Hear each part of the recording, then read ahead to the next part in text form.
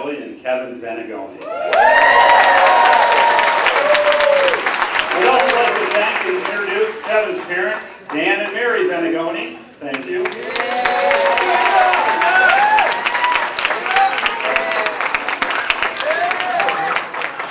And all of our friends and their friends and family who could join us this evening. Also like to give special recognition to a couple people who could not be with us tonight. Carly's grandmother, my mother, as well as Dan, aunt, and grandmother who couldn't be here tonight, but they're with our thoughts. You know, it was about 4 weeks ago when my lovely wife, where is she? Lovely wife, Chris, told me that I had to make a speech tonight.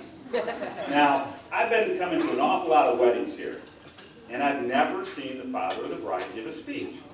So, you know, I thought about it for a little while, and I said, Chris, you know, I've never seen a speech here. I mean, what am I supposed to say? It's not like there's an idiot's guide to being the father of the bride. She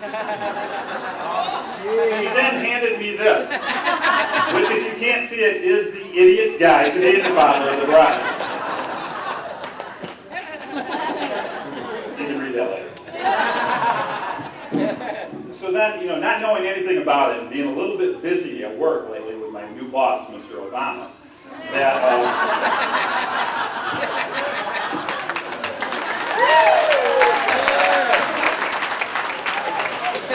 I didn't know what to say. You know, so the first thing I said, okay, Chris, how long should the speech be?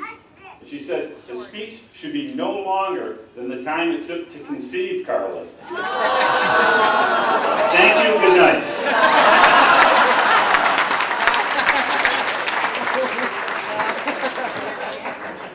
It was, you'll laugh when you get home. It was exactly 70 years ago today, July 4th, 1939, when Lou Gehrig of the New York Yankees gave his famous speech, where he said, today, I'm the luckiest man on the face of the earth. And I say that for two reasons. One, because today is the 70th anniversary, but two, because today, I could have made that exact same speech. That's not funny, man.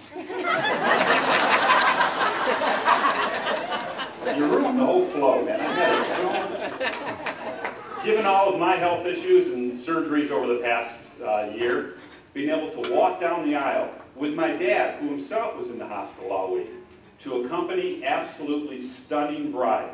Today, I was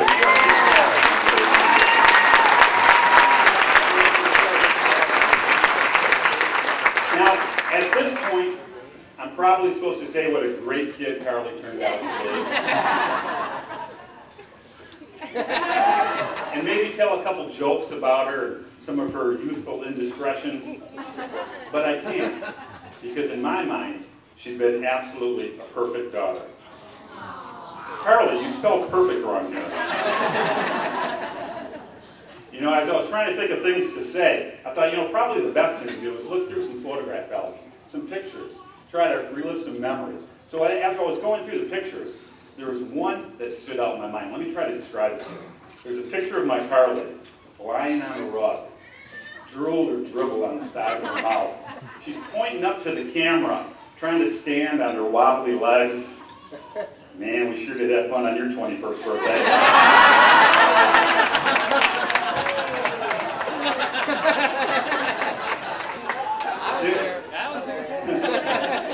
If you were there, you don't remember it. There are two quick Carly stories I would like to tell. These are true stories. First one is when Carly was 5 years old. And Chris and I had just found out that Chris was pregnant with what was to be our third child, Sarah. So we decided to share the good news with the kids. So we went down and told Ryan. Ryan was like 3 or 4 at that time. And he was playing some Teenage Mutant Ninja Turtle game at that time. And knowing Ryan, you didn't bother him at that, okay? When he got turtle power, you left him alone. So we went and told Carly. And Carly's, you know, expression was not what we expected. She was kind of scared. So we said, you know, try to put her mind at ease. I said, Carly, you know, when the baby's here, you can be a big help to Mom. You can help feed the baby. And she looked at us with those big brown eyes, terror in her eyes, and she goes, with my breasts?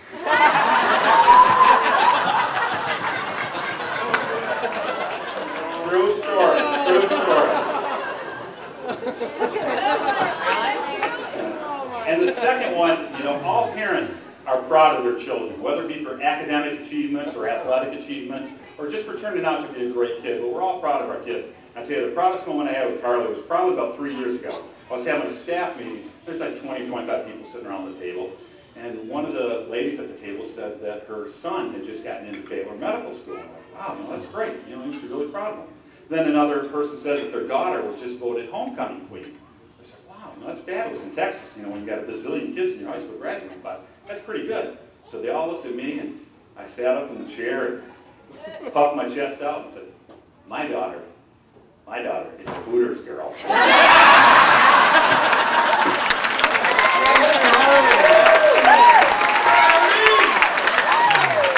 All the guys at the table knew. They all nodded, yeah. They nodded. Thanks, Dad. Kevin, I just want to let you know, Chris and I are extremely proud of you. Carly couldn't have picked a better husband. We're extremely happy for you. You know, we always used to joke, you know, Paula, Steve, and Chris and I, that we felt sorry for whoever the guy was that Carly married, because the poor guy would never get a word in edgewise.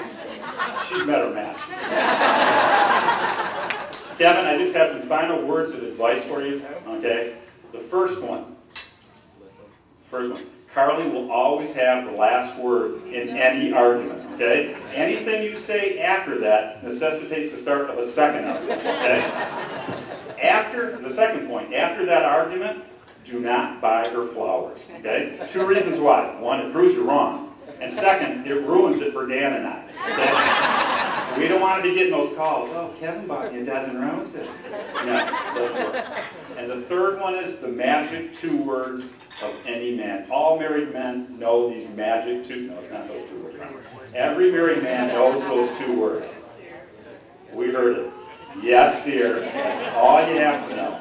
All right, I'd like to propose a toast. And Carly, if you can put your, or Kevin, if you can put your right hand over Carly's hand, put her over her hand. Okay, I want you to look around and remember this moment. Cherish this moment. Because knowing my daughter, this will be the last time you have the upper hand in anything. Carly and Kevin, I wish you guys the love, happiness, and friendship that Chris and I have enjoyed for all the years that your parents have enjoyed, and the longevity of marriage that all of your grandparents have enjoyed. Congratulations.